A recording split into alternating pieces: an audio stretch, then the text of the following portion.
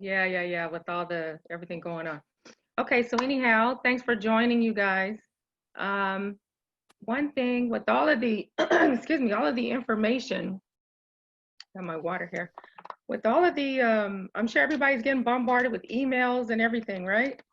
Um, and a lot of information about COVID-19. So what I recommended to someone yesterday, because I'm constantly getting all the emails, make a file in your, email and make a file and call that, COVID-19 updates. Put those emails in there because then they're getting lost with everything else. And that way, if you want to refer back to, the latest update, you can refer back to the last update and just going into that file for that. So that was just something I recommended. Someone was like, oh, I can't find, the last email or all the updates because they're, we're just getting swarmed with emails. So that was one little, you know, suggestion for you guys to do that. Okay. And now, just want to also make sure that everyone is aware of, the showings as far as the order with LA County. Okay. So as you know, we are not really supposed to go into occupied properties. So I hope you are aware of that. Okay. It says when the occupant is still residing in the property, then, really not supposed to go in. And any violation of the order is actually a criminal act. So, they talked about where the neighbor is maybe calling the police or calling someone and saying, hey, this agent is showing property and we have an order not to do that. So I just want to make sure you guys know it's a criminal act. E&O does not cover it. And we just have to be careful. And of course, you can show the vacant properties, and that's with only, yourself and two others who can enter the property, and those two other people should be people who already, live together. Okay. Now,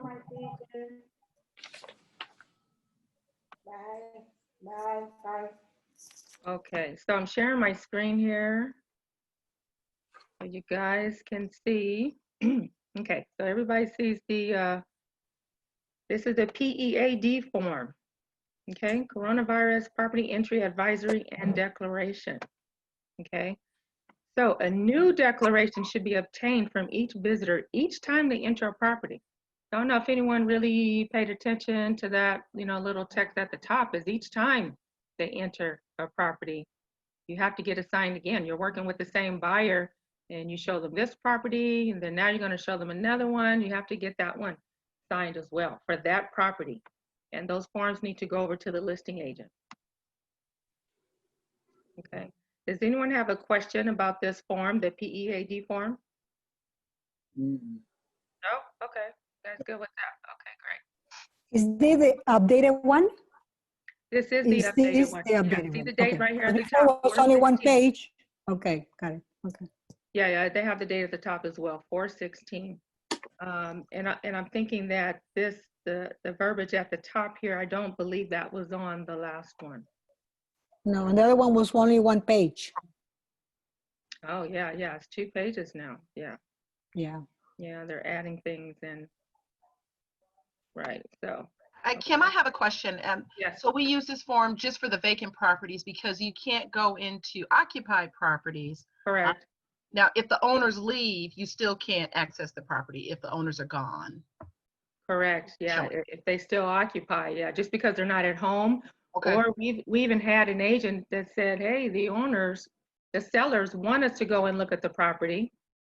They've given permission and everybody agreed and they still want to show it. It does not matter if they give you permission, you're not supposed to go in because you still have people who live in that property. Gotcha. Okay. Yeah, so be very careful with that. See here, hold on 1 second.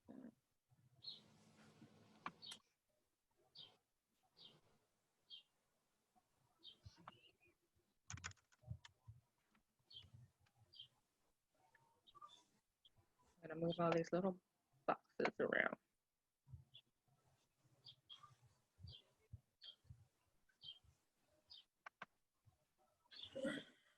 Okay, so, and of course they made, you guys saw there's an updated RLA, but we're not going to go over that right now for the listing side, but they did make a new listing agreement addendum, so I'm sure you guys are aware of that.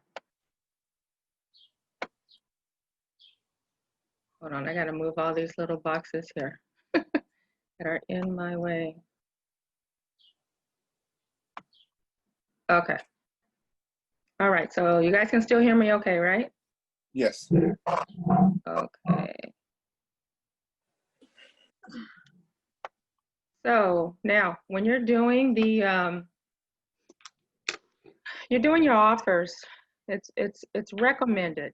You don't have to do it, but it's recommended that you add the coronavirus addendum, which is the CAA. If you want, I can pull that one up as well, but you should do it now. And I know a lot of people have questions as to whether or not you should add that to your offer.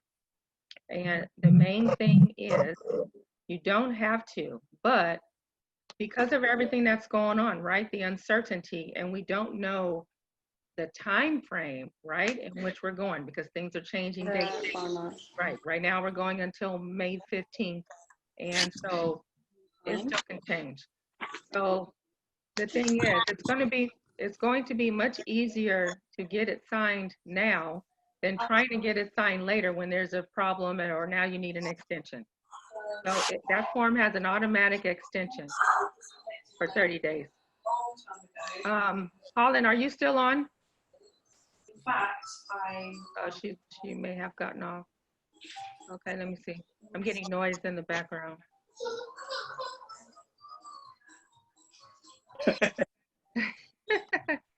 Got some babies in the background. Yeah, it's not me this time.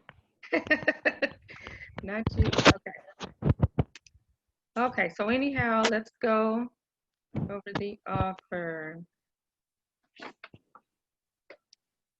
Okay, we know all the usual forms that come with the beginning of the offer.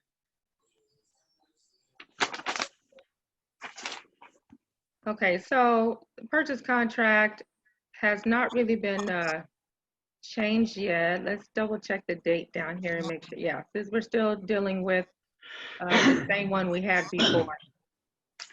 Okay, now I'm going to scroll back right here to this page really quick, because if you were adding that coronavirus addendum, you can check other right here. And then right here, you can put in, you know, the coronavirus addendum, okay? That's how you can incorporate that into the offer. You guys see that?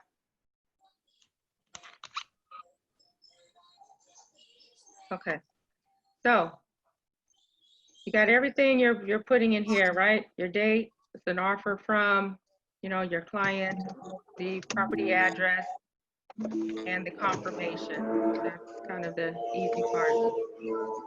Can we ask people to mute themselves because it's Yeah, hard that's what for me to I'm, hold hear? on. Yeah. Yeah, that's what I'm trying. Kim, if you want, you can mute them from your side. Yeah, that's, I'm trying to get to that too, and it's kind of not. Okay, here it is.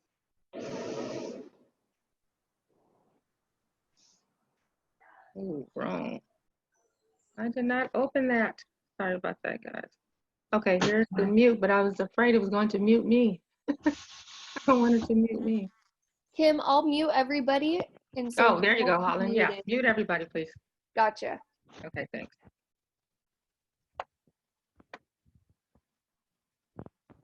All righty. Okay. All right, there. Okay. All right, so, okay, so in 2B, oops, sorry about that, 2B, we have the confirmation, and this out the way. Okay, so everyone knows to do that part, to put in the brokerage firm, buyer's brokerage firm. Okay, that's the easy part. Start getting to the nitty gritty. Okay, so your initial deposit.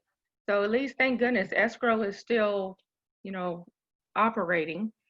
So you don't have to worry about getting deposits into escrow. So that's good. You know, escrow will arrange that with your client to get that in there.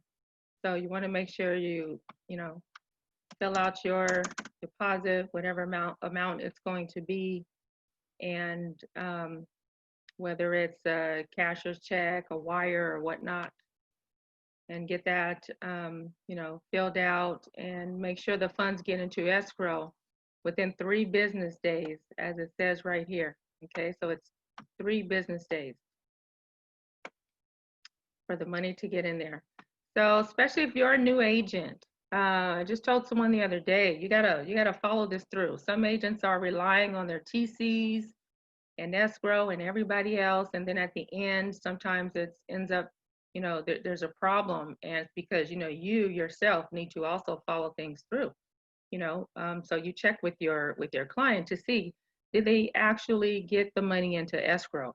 And don't wait till the 4th day to ask them. They have 3 days, or the other side can cancel on you, okay? Because you have to follow all the time frames in the contract. I've mentioned to people before, they will be coming out with a new RPA.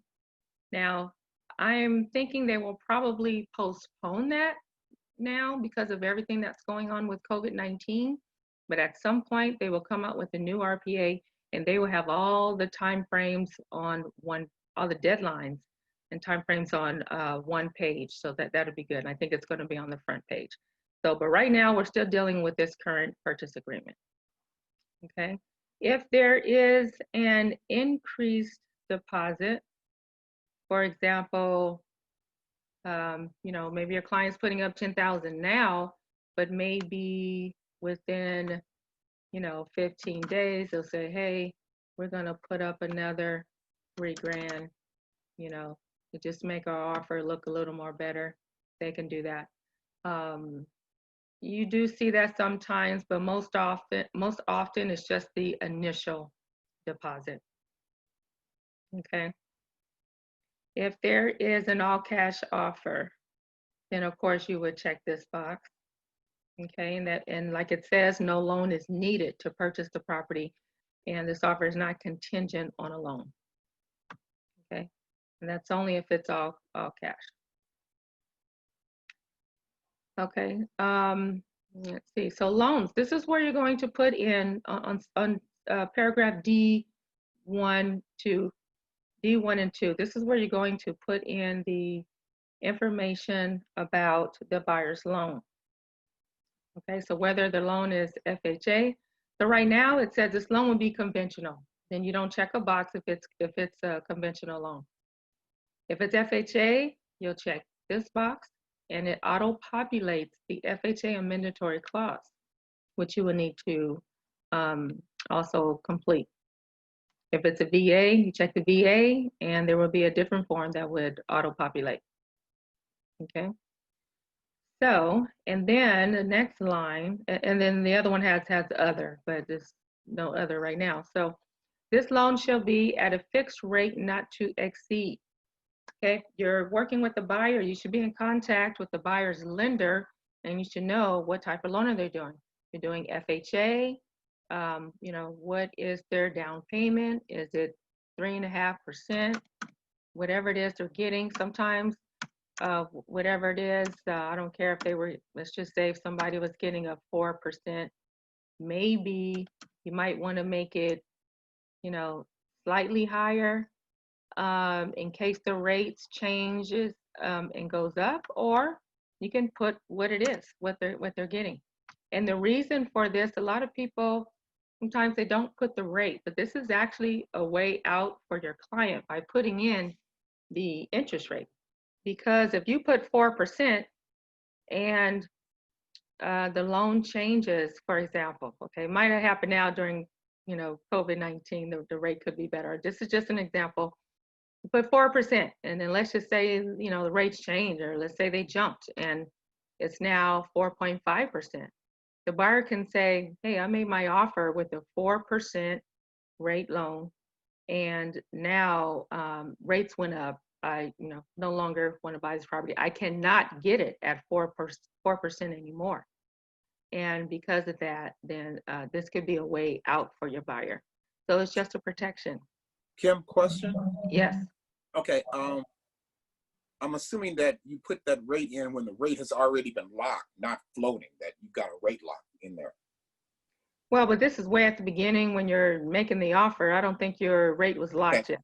That answers my question. So Right. I Right. actually had that happened, and it was kind of, when we were into the transaction, it got a little funky there, but it worked out, but it was ugly for a few minutes. Right. You wouldn't be able to change it later, obviously. Yeah. So this is, of course, at the point you're making the offer. Lender's not going to start working the loan till they have an accepted offer, right? Okay. So, yeah, so the rate would not have been locked yet. Now, on the flip side, though, if you are a listing agent, mostly everyone would counter this out. So if you are working for the seller, you would probably say, what is this, paragraph, sorry about that. You would say paragraph, I think this is what, 3, yeah. Paragraph 3D1, or you can say buyer's interest rate to be at prevailing rate, you know, which means, you know, whatever rate that they can get. Whatever the rate they can get, yeah. So if you're on the listing side, you can counter that out, okay? So all these little tiny boxes and lines and all the financing, you really have to look at it and pay attention to what's in there. And just a quick little story. One time an agent showed me a contract where, let's say right here, can you guys see my cursor? Let's say right here, you see where it's blank here? And an agent went and pretty much found font that was similar and typed something in here. I think it could have been like about closing cost or something, and the listing agent missed it because it looked like it was part of the pre-printed text. So can you imagine that? It was a big deal later, and you know, it got discovered before it closed. I don't recall what happened with it, but just making the point, you really got to check things out in here. And that was terrible. That was like, you know, definitely should file a complaint against that agent who did that. And it was just crazy. It was some years ago. I just remember that, but they, you know, typed more verbiage in here about cost, and the offer got accepted. So, you know, but they found out about it before it closed. So anyhow, just letting you know that. You got to look at everything. Okay, if there's a second loan, if your client is going to have, you know, second loan, you're going to put that information there as well. Under additional financing terms right here, this is where sometimes, you know, you can add in seller to pay, buyer's closing costs, not to exceed, whatever it is. Oops, sorry, typo. Not to exceed, and let's just say we're saying 6,000. You know, whatever it is that you guys need. Now, when you're asking for closing costs, you guys need to know, you need to verify with the lender how much cost you can ask for. Sometimes they have, well, they do have a cap on closing costs. And let's say maybe you were trying to ask for 12,000, which is a much higher number. And the lender says, oh no, he's only going to be able to get, you know, no more than 7 or 8, for example, just giving an example. So basically saying, you need to check with your lender when asking for closing costs. So, and before writing the offer, you know, confirm with the lender all the numbers, everything you're going over. So that way you can write the offer correctly, okay? Oh, and don't forget, I'm so sorry, I did not put in the first loan amount here. We didn't even put a price in, but just kind of going over the terms. So, you know, get with the lender. They'll let you know what the buyer's loan amount is going to be, and you can also do the calculation yourself, you know, based on, let's just say if you were offering 800,000 there, okay, it pops in the amount up there.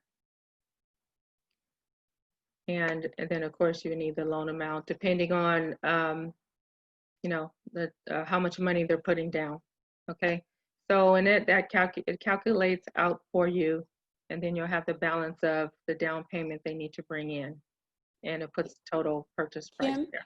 why Yes. do you need increased deposits? In what situations you would consider putting increased deposits there, other than the additional, like a regular initial deposit?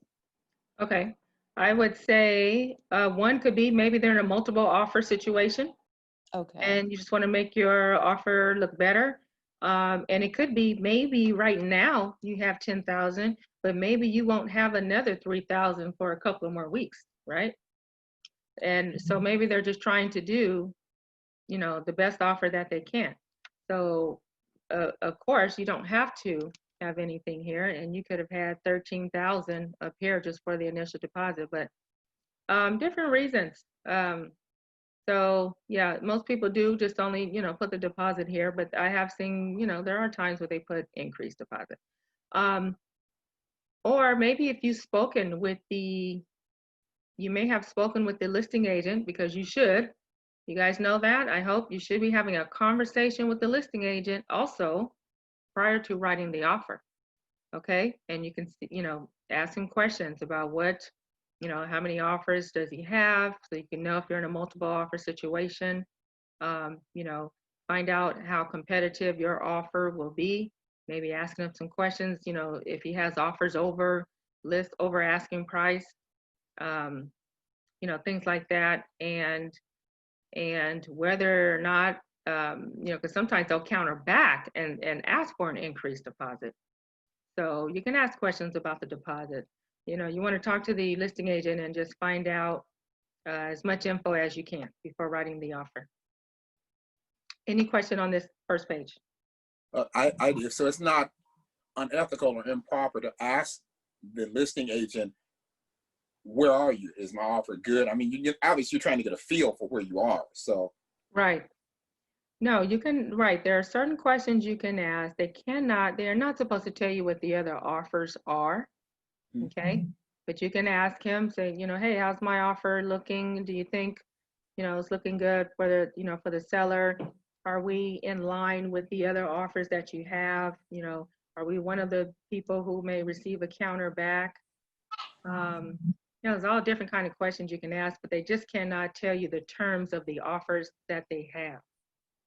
And also, some people do not think to ask if the agent has offers already. Do you know that you can ask the agent if one of the offers is his, which means that he or she would be double ending the property. You can ask them that, and you know what? They have to tell you. And so some agents, they think that they have to tell you that they do have to tell you. You ask that question. And if you ask how many offers exactly do you have, they need to tell you that as well. okay, perfect. Okay. So moving along. So page 2.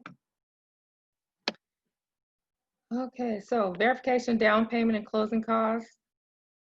Normally, you send the verification with your offer, right? So hopefully you guys know that. You probably send your pre-qual letter with the offer. So that should already be included there with the lender's information. Appraisal contingency and removal. Okay, so this agreement is or is not contingent upon a written appraisal. In most cases it is, and that's why it's already defaulted on is. Okay, because most times you need it, unless you're doing all cash and then there's no loan, right? So that's when you don't need it. Okay, and also the appraisal contingency will need to be canceled, within the 17 days unless you change it. So it's defaulted for 17 days. Unless you want to change it here for 21 days or even 10 days if you're trying to make your offer look competitive. Now, you're not going to know all that unless you don't speak with the listing agent to find out how many offers they have. So you should do that, and that way you have the most information possible to write your offer. Loan applications, okay, all that's going to already be done, right, before you even write this offer. So again, that's talking to your lender. And you see it has letter attached. Okay, so I'm on J2. J2, loan contingency. Buyer shall act diligently and in good faith to obtain the designated loans. Okay, so they have to act in good faith with a deposit and need to be qualified and need to follow through if their offer is accepted. Loan contingency removal on number 3. Again, this is defaulted within 21 days.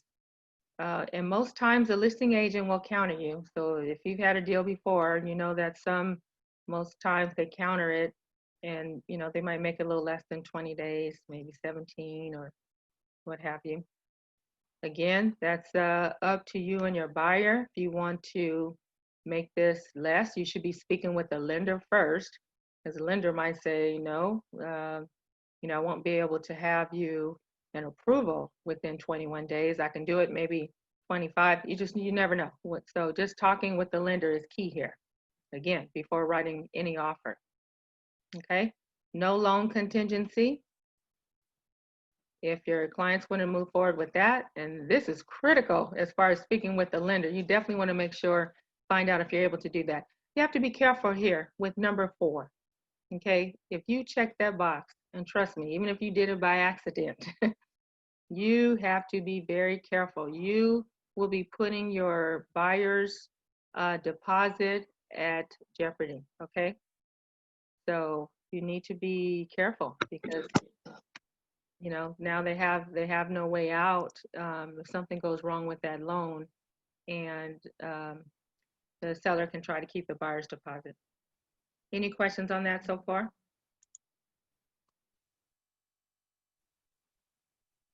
Yes, Holland, you probably still have everybody muted. I don't know if anybody has a question there.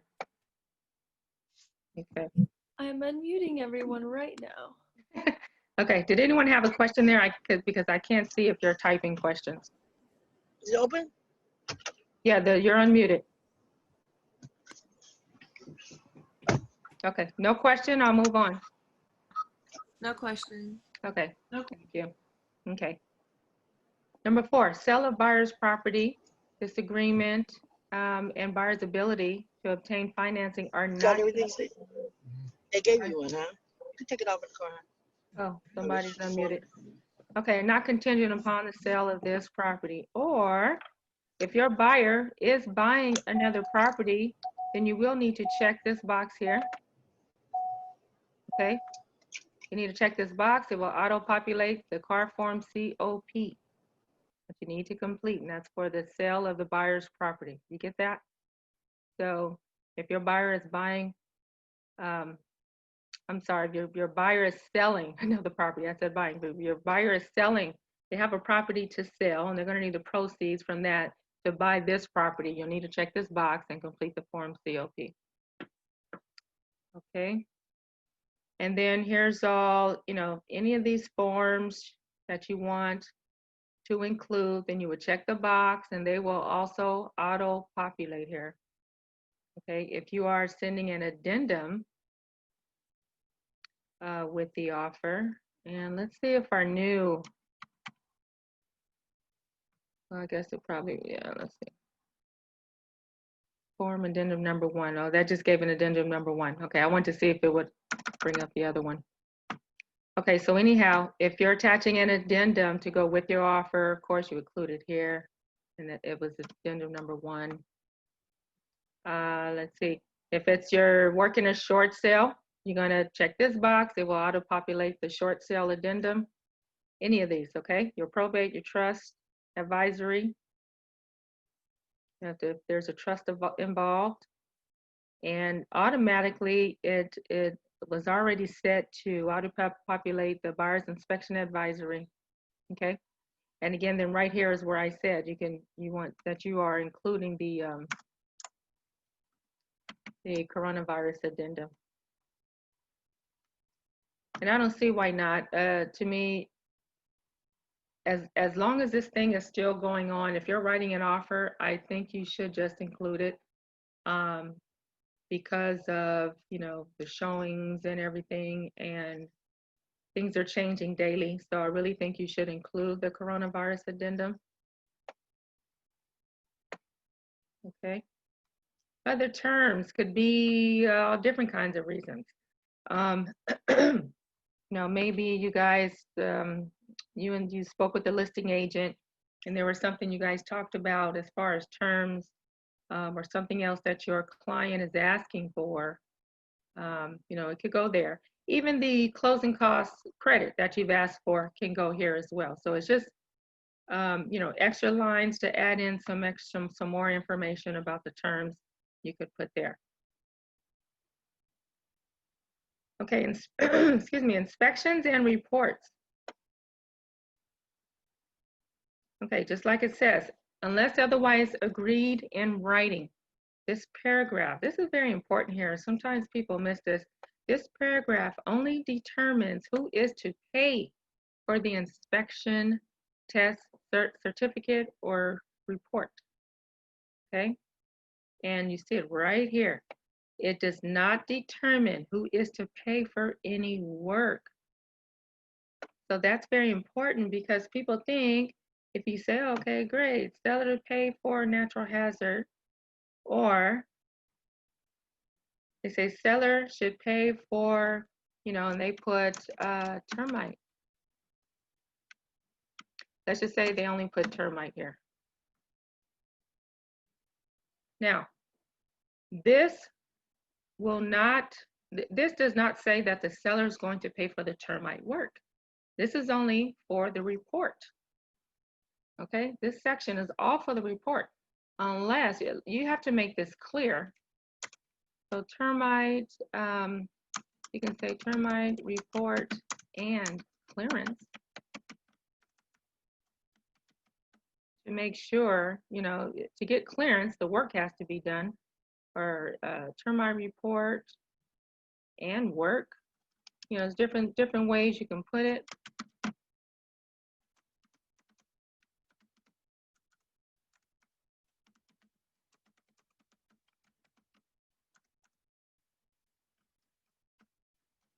Okay, different things you can put. Just be clear, basically, is my point. Do not put just termite, just for the termite report. I've seen that done also, and at the end, big problem. Buyer thought seller was doing the termite work, didn't happen, and seller didn't want to pay. They said, nope, you only asked for the report. So here you are at the end, in the final hour, now you got to go back and negotiate, right? And try to get this work done. And know that you can negotiate all the way to the end of the transaction. Some people think you stop negotiating when the contingencies are done. You can negotiate throughout the entire transaction until it's over. Okay, so luckily in this situation, I want to say I think the seller ended up doing it, and luckily they got closed up, but you had to be careful. Okay, any other type of report you want to ask the seller to pay? Maybe it was for mold inspection. Maybe it's for septic inspection. Some other type of report, doesn't matter, maybe for the roof. So they give you extra lines here to put. Now sometimes I see where the buyer puts in the home inspection. Okay. Now for me, I never put that in there. And I know there was I don't know if they're still doing it, but I know a couple of lenders one time asked to see the home inspection report because it was in the purchase contract. And as you know, the home inspection reports, those look like a long list of to-dos. So I never like to put that in. Any questions on this section? Holland, can you open it up and just see if anyone has a question? Yes. My name is Blake. Any question here, you guys? No, I'm clear. Like 318 people in now. So I'm clear as well. Okay, thank you. Okay, Holland. Oh wait, there is, did you see the chat box? No, you want to? Okay, so Someone What's going asked, on, can Denise? you explain the best prevailing rate and why that's good or bad? Oh, okay, I did that already. Oh, okay. I did answer Thanks that. so much for joining us today, guys. Like, you know, everybody's coming Okay. in. Yeah, you gotta mute them. There's a lot of talking. I'm good, everyone. A lot of talking going on. Really excited for this one. This is great. Really keep going backwards. Okay.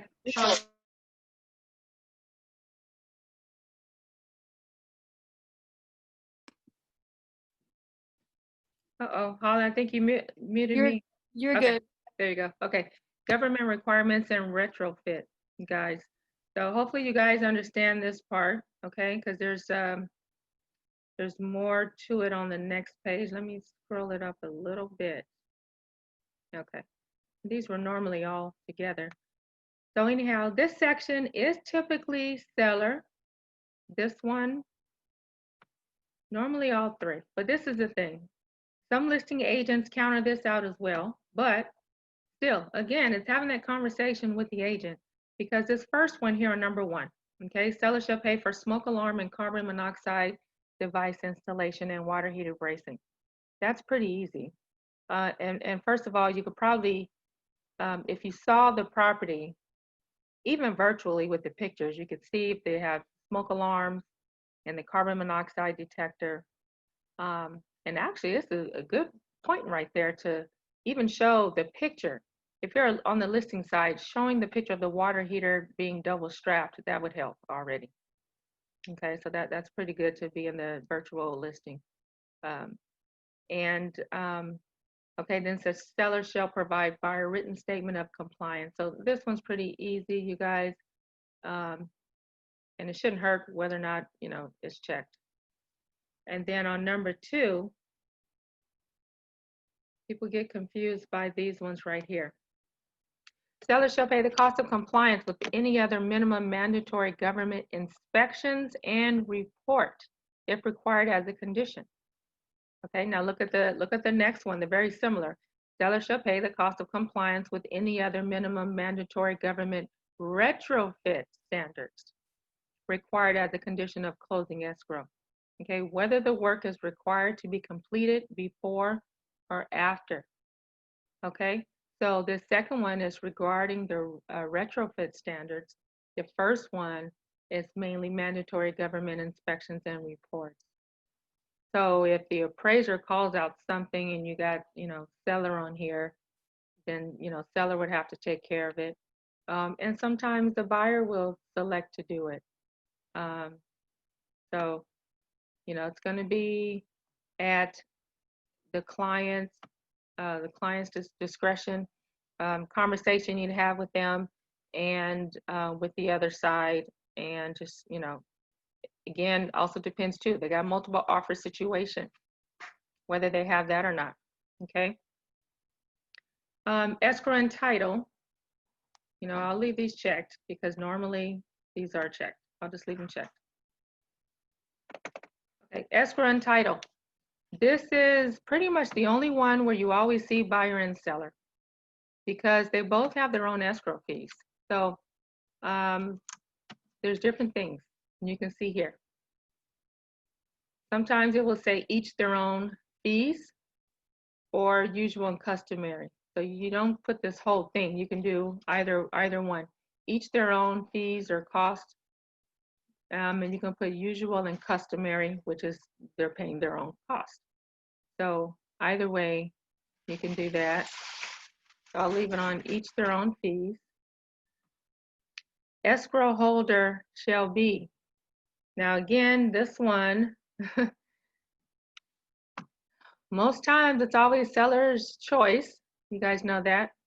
You can try to get your own escrow company. I doubt that will happen, but it has happened before. You can try it. Again, talking with the agent and just seeing what you can do. I think one time we had a property, it was pretty, let's see, I think the escrow company was far out somewhere and we just made an argument about, the buyer, which the buyer really doesn't have to go into escrow. They can do the mobile notary thing, especially now. But back then it was a different situation. And we actually got them to let us use the escrow. So again, it's just having these conversations, okay? But most often it's going to be seller's choice. You already know that, so you can put that in there. Seller pays for the owner's title insurance policy. Okay, and if seller's paying for it, then it should be seller's choice, right? Because they're paying for it. But again, you can try to get your title, the business, and you can put your title person in there if you want, whoever you're using for title. Now again, if it's a multiple offer situation, they may counter you, right? They got multiple offers and somebody's giving the seller what they want, you know, they may go with that. Okay, so under other costs, a lot of these are mostly always seller. Seller is pretty typical and standard for the seller to pay for the county transfer tax, city transfer tax, and the HOA boxes as well, but only when there is an HOA involved. I've seen agents that go checkbox happy and they just start clicking all the boxes here. Do not check the HOA boxes if it's not a condo or if it's not a planned unit development that has an HOA. That wouldn't make any sense. The listing side would now have to go and counter you out. So why cause more work? Okay, but whenever it's a condo, then yes, you should be checking these boxes. Otherwise, somebody's going to be needing to pay these fees. Okay, most properties around here do not have a private transfer fee, but you'll need to know that and check. Okay, and then they have extra boxes here, something else that you want somebody to pay for. Maybe some other type of report. Again, extra boxes that you can use. Okay, buyer, seller shall pay for the cost not to exceed. This is going to be for a home warranty, so this is normally seller. Okay, this is normally seller, and now it's going to depend on, what type of plan the buyer wants to have. This section, you should definitely discuss with the buyer, if they're wanting a standard plan or do they want to get upgraded. The upgraded may cost more. So upgraded plan may cost a little more and you may have to change the price. They have the drop down box here so you can select who do they want. Okay, if you're going to do Old Republic Home Protection Plan. And you can go onto onto their website actually, and you can forward the plan to your client so they can actually take a look at it.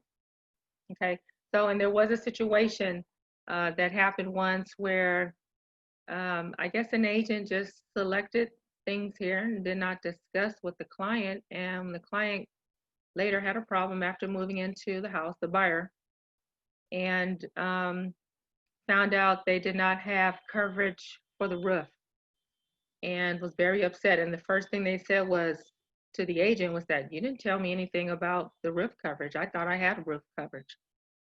So make sure, let your client pick what they want, have that conversation with them. Now, if you show them a property and they have air conditioning or they have a pool, you should definitely be, selecting these things for them so they can have that coverage, right? And even if they don't ask for it, the property had a pool, let's get that pool coverage for them. That I don't even really have to ask, just get that coverage for them. Can you imagine something goes wrong and they're able to call the home warranty and have that taken care of, then they'll be very happy that you've added that service for them. Okay, and this box, of course, is if a buyer is waiving the purchase of a home warranty. Really, this never should be checked, but if your buyer is waiving it and seller is definitely not paying for it, or maybe they countered out and they just don't want to pay. I've bought the plan for my buyers before just so they have it, but that's up to you. It's not something you have to do. But if they're waiving it, then you check that box. Any question about section D? Holland, can you open it up? Yes. Okay.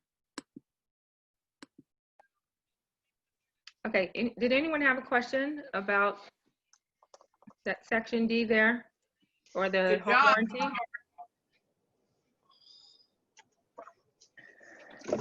No, we're all good? No. Okay.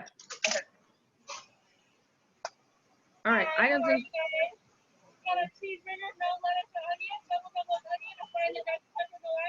Colin, One is that a second. question or is just someone talking?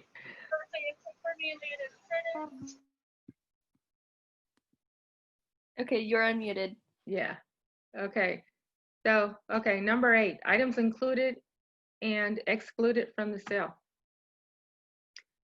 This is a really good section that there's a lot of things going on where people are taking things from the property, all kinds of stuff. Okay, so items listed as included or excluded in the MLS flyers or marketing materials are not included in the purchase price or excluded from the sale unless specified here. So I'm going to tell you about the problems that I've seen. Let's say on the MLS, it's showing, you see the pictures of this beautiful stainless steel stove, refrigerator, washer and dryer, and maybe the buyer assumes it's going to stay with the property. Well, guess what? If the buyer wants it, you must have these boxes checked here. If not, that does not mean that they will get it. It's not automatic, so you have to check the boxes if your client wants it. And another thing I recommend when you're in the property, and let's say, okay, of course we're in a vacant property now, but let's say you're showing, the client the house, and they're like, oh my gosh, kitchen is beautiful. I just love that stove. I love that refrigerator. And maybe they didn't specifically say, I want those items, because maybe they're thinking it's going to come with the property. So you, as the buyer's agent, ask the listing side, are you guys planning on leaving the stove and the refrigerator or the washer and dryer? Again, remember, you need to have a conversation with the listing agent, guys. There's a lot of questions you have to ask to find out. So that way you know how to properly write the offer. Okay, so, and listen, you're listening to your client saying that they love those items. They didn't say, oh, I want to have these. Do they come with the property? Because maybe the buyer doesn't know to say that. So you're hearing them saying how much they love it. So, ask the questions. Okay, let me see if I can get you these items. Call the listing side and see, hey, is the seller willing to leave the stove and the refrigerator? My client loves them. And if so, then you have to make sure you check these boxes, okay? Or they will not leave them. So again, I've seen it at the end of the transaction, huge problem. Buyers calling up saying, closed escrow and stove and fridge is gone. They thought they were getting them, looked at the purchase contract, and the boxes were not checked. So it's a big problem. But guess who they're mad at? Always at the agent. Okay, always at the agent. So, because who else are they going to call? They don't know who else to call. They're going to be mad with you because you didn't make sure that they got the items. Okay, and actually, let me scroll back up a little bit. Okay, so if you're looking at number 2, actually number 1, okay, so anything existing and actually attached in is supposed to be included, just so you guys know. Okay, like when you have a built-in microwave over the stove, it's actually attached in. That is supposed to stay with the property. That is a fixture that is attached. That is supposed to stay. And then on number 2, there's a whole long list. Existing electrical, mechanical lighting, plumbing and heater fixtures, ceiling fans. I don't know if you've seen where later, again, moving into the property, ceiling fan was taken because it was a nice ceiling fan. And that's why those walkthroughs are very important. The final walkthrough, have those as latest as you can. It would be good to even take photos during a final walkthrough, okay? But read everything here. It's a whole long list. Awnings, shutters, window coverings, okay? Television antennas, satellite dishes, pool and spa equipment. I've seen those gone as well. Filter came up missing. All kinds of things, okay? So Kim, question? yes. you know, sometimes you get in these situations, and I get it, like with the microwaves that are attached into the oven and the awning. Sometimes people want that. The seller wants that stuff. Do you have a way around that? Can you? I mean, is there a way to get around that? Well, they need to exclude it. They need to say what's excluded. Okay. So yeah, so on the listing side and on the MLS, it says they have a section there telling you which items are excluded. Well, it gives them a spot where they can write, it says excluded, and then the listing agent should be typing, you know, a ceiling fan in master bedroom, or, you know, all shutters for the windows or window coverings will be removed. They need to state that, so that way the client knows. And again, it doesn't mean that you can't ask, right? You can ask the listing agent, hey, is there anything that's going to be excluded? Now, wouldn't that be helpful? Then you know up front. And that way you're not having this big argument in the end. Okay. So it really is a lot to do as far as this conversation and knowing, you know, what to ask them and what to find out. You just want to have a happy client at the end, right? Amen. Right. So, yeah, so it's really hard. So unless they say it's excluded, then, you know, it should be included. But for the appliances, like I said, you got to have these boxes checked right here, or it's not the buyer's. Okay. I guess what I'm asking is, you're not doing any. If you're selling a home and they want their very expensive undermounted microwave oven, you're not doing anything illegal by having them take the oven, as long as you noted it in the contract that this is not going with the house. Oh, correct. Right. Okay, that was my question. Thank Yes, you. yes. Right. Yeah, they need to say that it's excluded. Yeah. That it won't be saying what the house is not included in the sale or whatnot. Okay, because I don't want the cops knocking on my door about a microwave. Okay. Right. Exactly. Oh gosh. Yeah, who would call the police for a microwave? That would be crazy. Okay, and then then it talks about any leased or liened items and systems, right?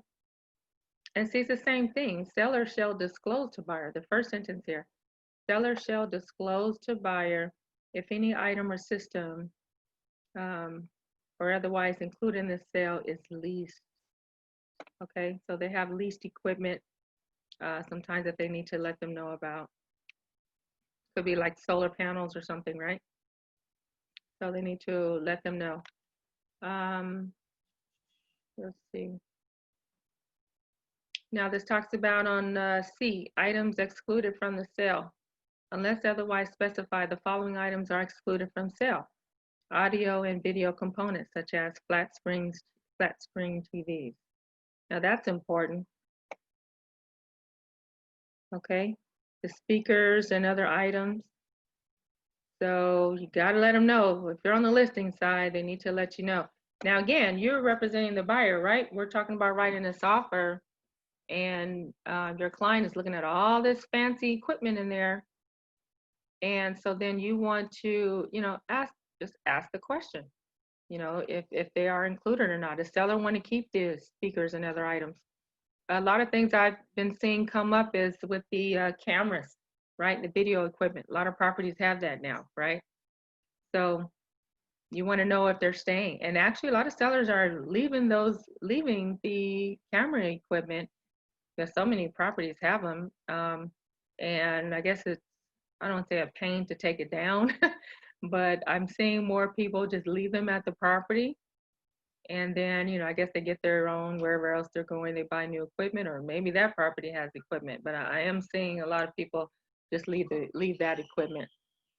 Again, something to ask, because we have had that as well, where, you know, I guess they thought the client, that the seller was leaving the equipment.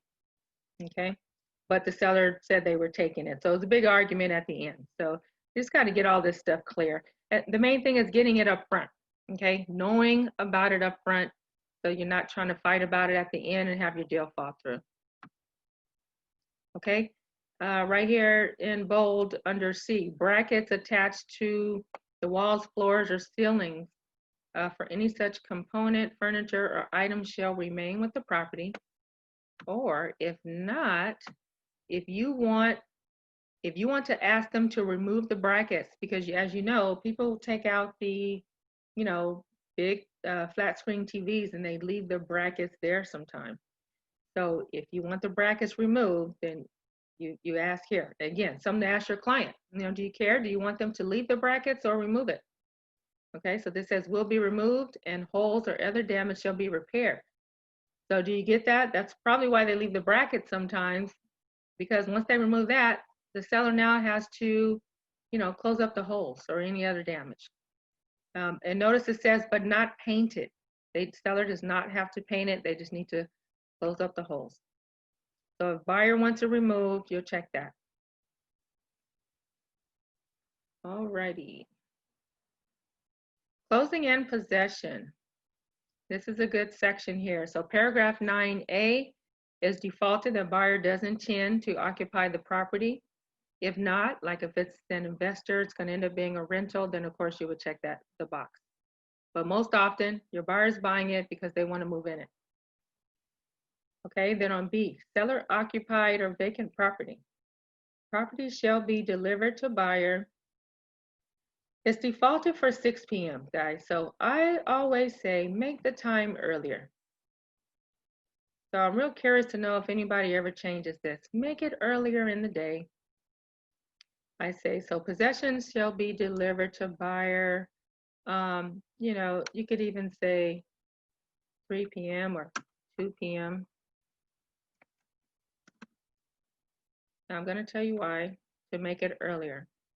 Just make it before 5 is basically my point. And I'm going to tell you why. Because there have been situations where the buyer moves into the property, something happened. You don't think things could happen last minute like that, but they can. Had someone move into a property, my own client actually, years ago, and water heater busted. Okay, water heater busted, water everywhere. And it could be anything, any other plumbing issue, it could be electrical issue.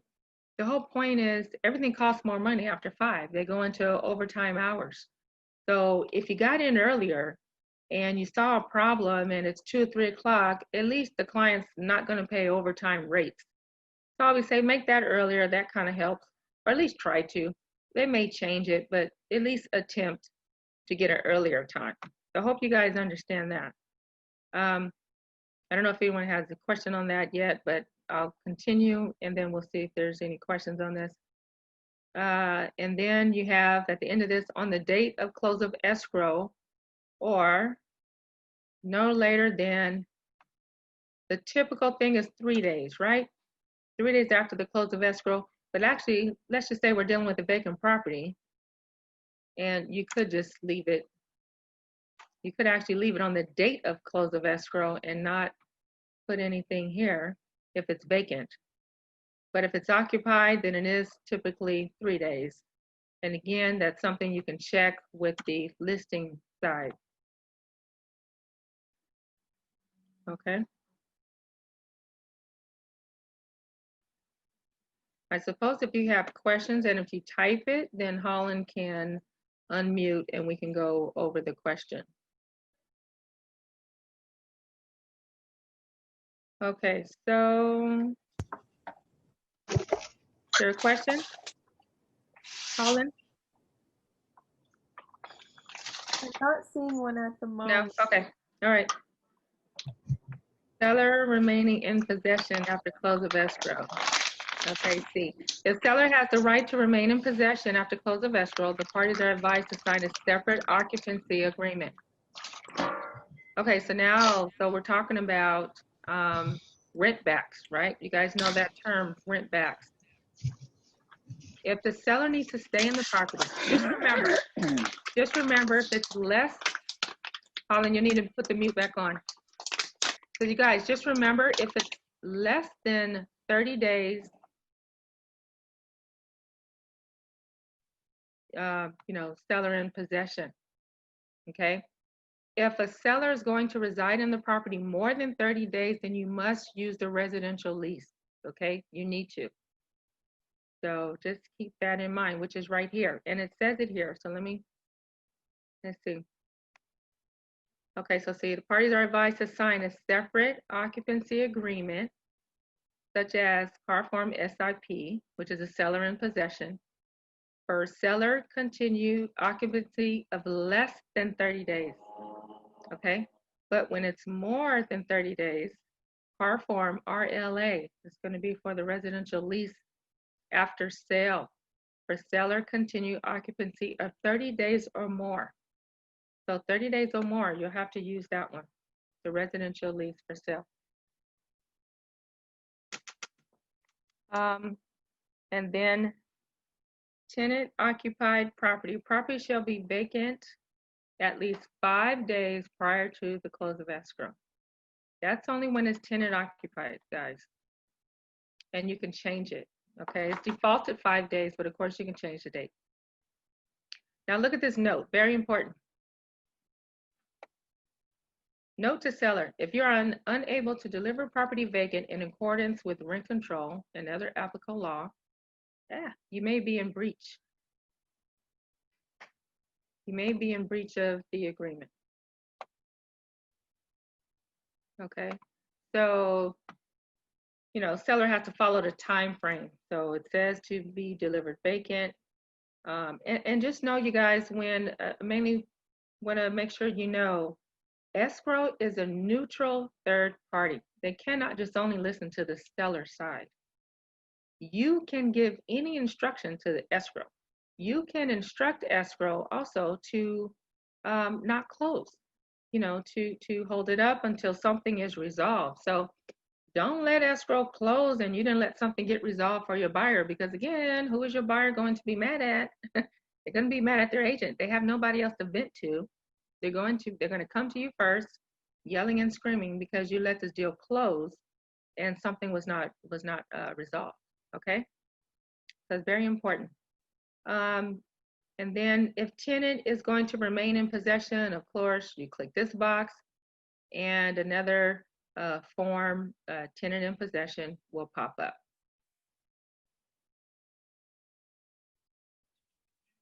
Okay, on E, very important here as well. Close of escrow. Actually, I want to talk about F here. At close of escrow, unless otherwise agreed in writing. It's very important because people don't want to turn over keys for some reason at the close of escrow. And they're not understanding that close of escrow, when you close, the keys and the possession of the property are two different things. Okay, so seller shall provide. So again, at close of escrow is the key thing. Seller shall provide keys, passwords, codes, and or means to operate all locks, mailboxes, security systems, alarms, all access keys, basically. Okay, now that has nothing to do with the possession. So if the property is occupied and possession is close of escrow plus 3 days, that means the buyer cannot take possession until 3 days. So they cannot move in until 3 days. But at the close of escrow, the seller must give the buyer the keys, all access keys. There are cases where the seller side, they're holding on to the keys. No, you don't get them for 3 days. That's incorrect. So let me tell you how you can handle this situation. Okay, first of all, you need to refer them to this paragraph. That's the first thing. So that's why I'm always telling people, you know, sit down. Now is the perfect time. You're at home. Sit down, go over this entire contract. All you gotta do is read it. Read it a few times, like anything else. You're not gonna learn it by reading it once. You're at home now. Just, you know, read over this, your cup of coffee, your water, whatever you have. Read over the contract a few times and you will learn it more and more and more. So when an agent says something ridiculous, when a listing agent says something ridiculous, like, no, you're not getting the keys. You're not supposed to get the keys until 3 days. You're like, no, that's incorrect. Let me show you. Paragraph 9F of the purchase contract says, at close of escrow, seller shall provide keys, passwords, codes, and means to operate all locks in the property. So if you're able to speak with that agent intelligently and say, hey, no, I know the contract, then that will help you. Now, if they still don't, obviously that's a problem, right? And then now, you can let me know. I can call their broker. We can get their broker involved, and just go from there. That's all. We're just going to have to go from there. If it's you feel it's an ethical situation, when a transaction closed and you've had so many problems with this agent, you can file a grievance complaint on that agent. And that's something, you and I can talk about as well.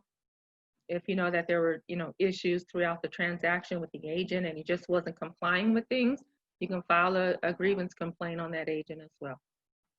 Okay. So, Holland, if you're seeing any questions, then you can open it up and let me know.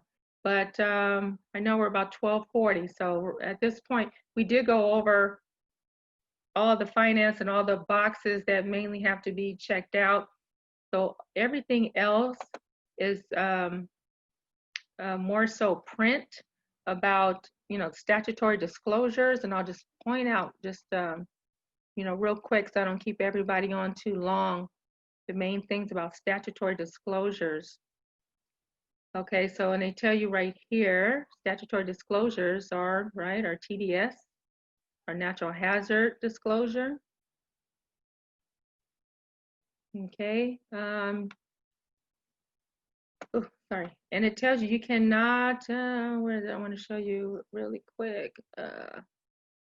Oh, right here, number 3, very important, note to buyer and seller, waiver of statutory and lead disclosures is prohibited, just so you guys know.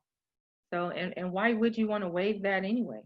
You want to make sure your buyer has every disclosure from the seller. If something goes wrong, you want to know that everything was disclosed to the buyer. Okay. Right here they talk about it. The AVID. You want to make sure you're doing your AVID. Okay. An agent has to do a competent and diligent visual inspection of the property. And you want to make sure you're disclosing any material facts or desirability of the property. Okay. So these are not waived. An agent has to complete a visual inspection. And then let me go down real quick, show you a few more things. Where is it? Okay, you got condition of the property. Of course, property is sold as is, unless you got some other things in writing. Okay, as far as investigation, just so you guys know, reports follow under the inspection contingency. Any reports that you got, that follows under inspection contingency.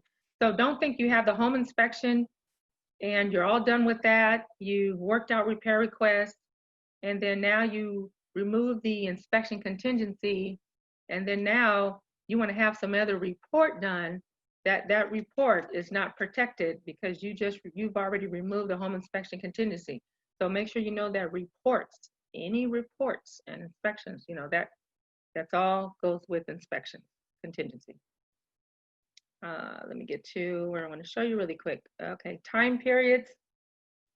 Number 14A, time period. Seller is defaulted. Seller has 7 days to deliver to buyer all the reports and disclosures and any information that they need to disclose to the buyer. And the buyer has 17 days, unless this is changed, you guys. It could be changed with a counter or anything. Buyer has 17 days to review everything, okay, and decide whether they approve it or not. And once you remove that contingency, then the deposit will be at risk, okay? So you have to be for sure before the deposit is removed. And the other thing I want to talk about is cancellation rights really quick. I'm gonna make sure you guys understand 2 ways to cancel. That's all you have to remember, that you need to give the other side either a notice to perform or a demand to close escrow. These really typically come from the listing agent though. If the listing agent, so the agent has to give you a notice to perform or a demand to close escrow. Now, let's say you're the buyer, you have the buyer, you're representing the buyer here, and listing agent gives you a notice to perform. Note right here, he can give it they can give it 2 days prior, actually. Oops, sorry. Okay, so give the other party at least 2 days after delivery. So they have 2 days before they can cancel. But they can give it no earlier than 2 days prior. Here it is. So that's what I want to show you there. So let's say the contingency is supposed to be up in 2 more days. They gave it today. No, let's say they gave it 3 days prior. And guess what? That's not valid. It's not a valid notice to buyer to perform. Now, if I represent the buyer, would I even bring that up? Leave it. They gave it to you. Let's say a listing agent gave the notice to perform 3 or 4 days before. I wouldn't even say anything. If they tried to cancel later, it'd be like, oh, you have to give us a new notice to perform. The other one's valid. You gave it too early. So it's valid if they give it too early. They cannot do it earlier than 2 days before. So all this little print here, these little things, see how that's a good thing to know? And that's why I said, sit down, read this purchase contract, go over it. Go over it a few times, and you'll learn all these ins and outs. You know, you really become more familiar with it. Okay? So, and the demand to close escrow, that one is 3 days. Okay, same thing though. They cannot do it any more than 3 days prior, which is right here, 3 days prior to the close of escrow. And actually says cannot deliver it any earlier than 3 days prior to the close. Okay, and they have 3 days unless this is changed right here, unless they change that. All right, so that's pretty much it. The main thing I want to show you.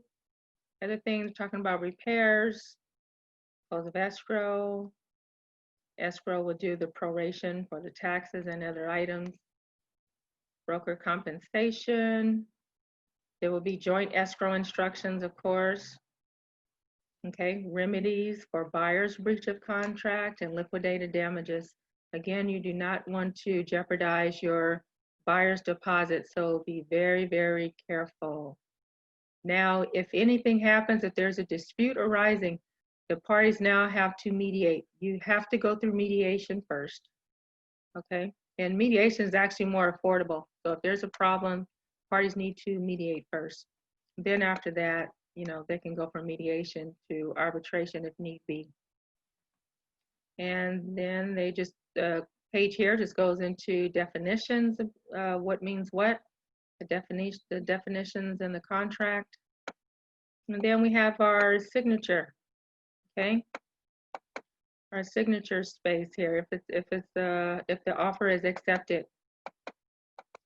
Then all your information should be completed here. Make sure you have your DRE license numbers in here.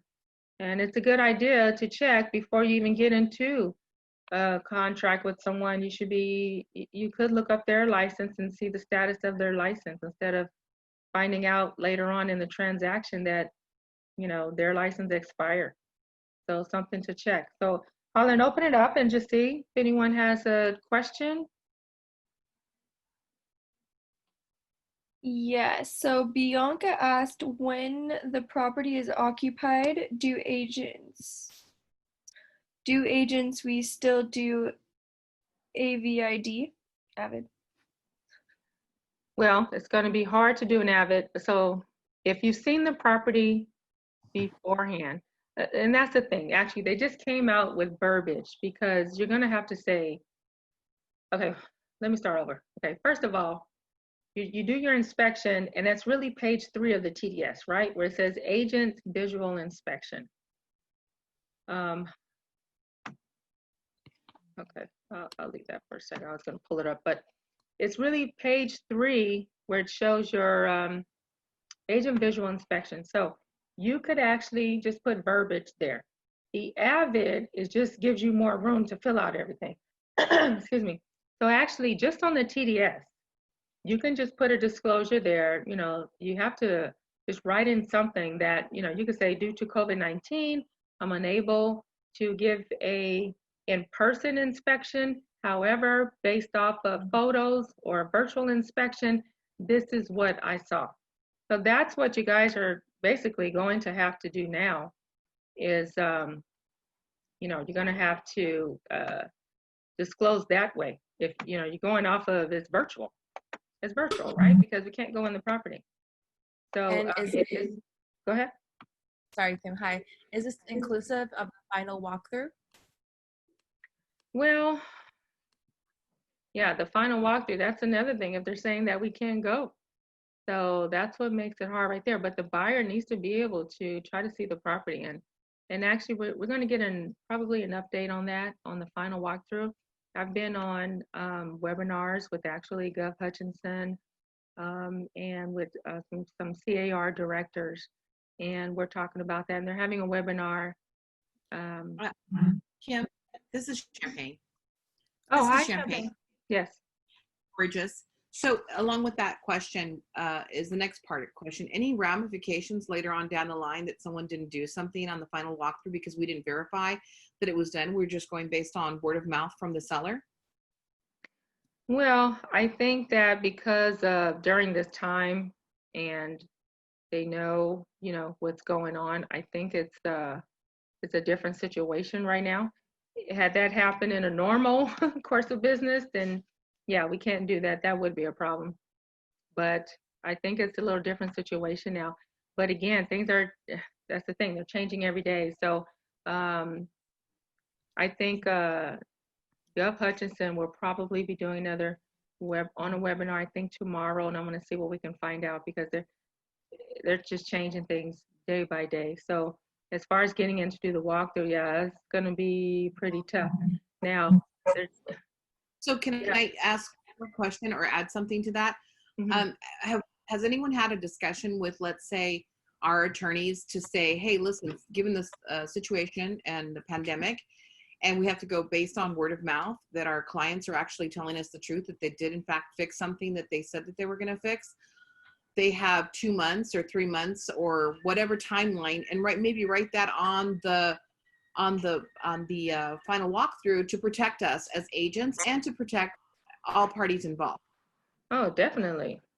Yeah. I mean, disclose and, write anything that's important that you think can help.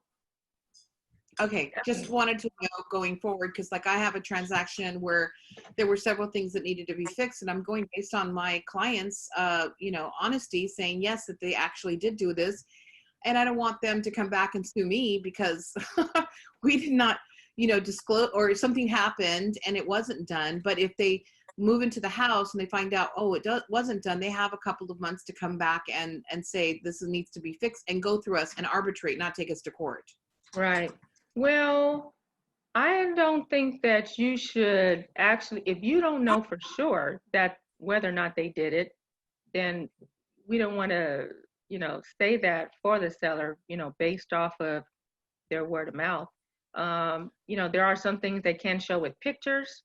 And if they had some work done, you're supposed to be getting receipts and invoices is what you need. That's what needs to be passed on to the buyer, right?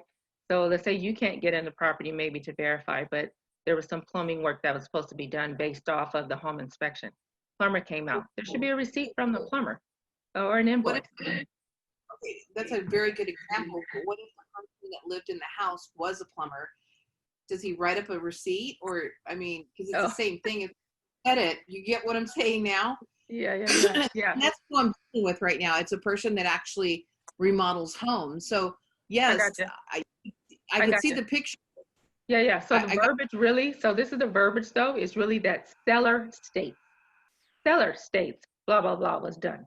So this is not coming from you saying, yes, this item was completed. You're not saying that. You're saying seller stated, blah, blah, blah. You're putting it on the seller. This is what the seller stated.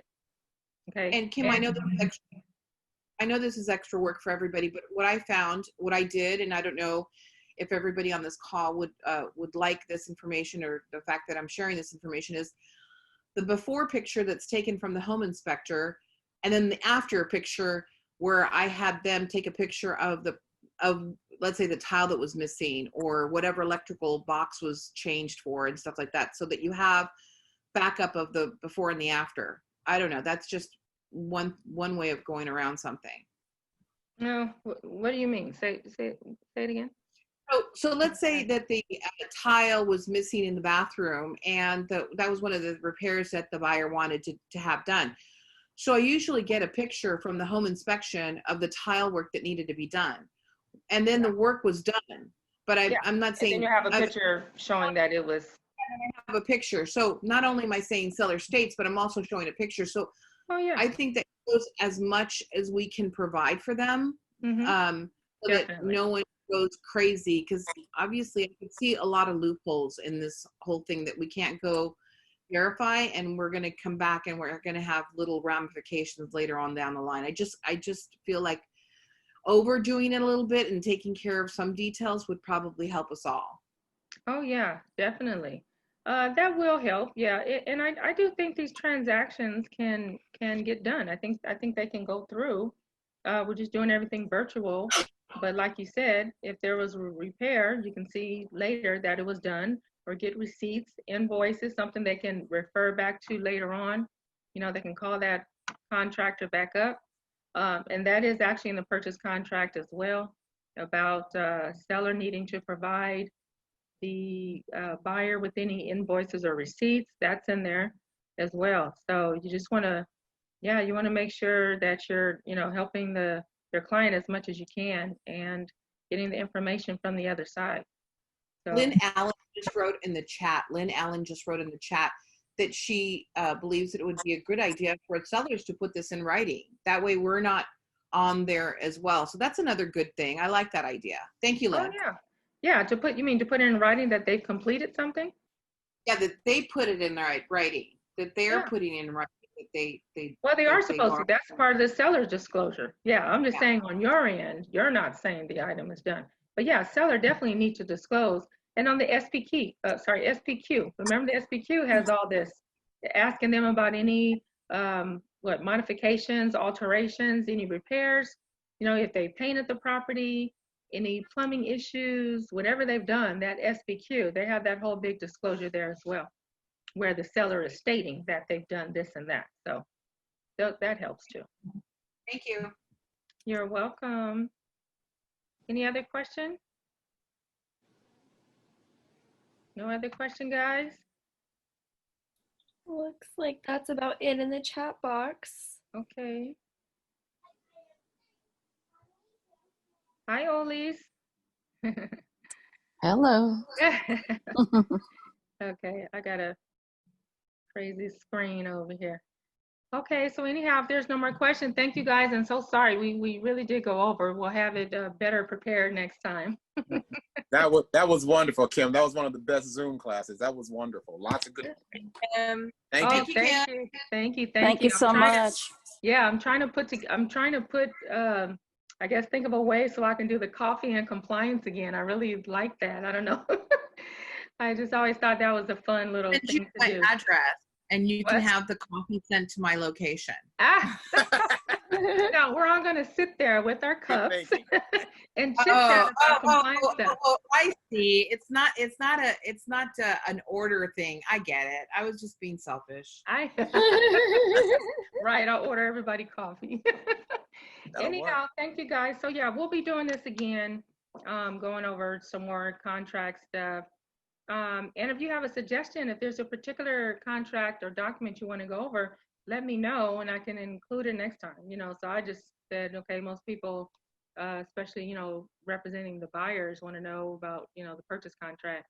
So I just went over that, and the main thing wanted to say, include that coronavirus addendum. I just think you should. And that way you can tell the listing site, hey, we're just going to include this now, but if we can close earlier without a delay, then no problem. But we just want to have it. So if we need a delay, then, we got it, but we may not need it. We may not need it, but at least you already have the form. You know how it is, trying to get something later on at the end, it's going to be way too hard. Okay?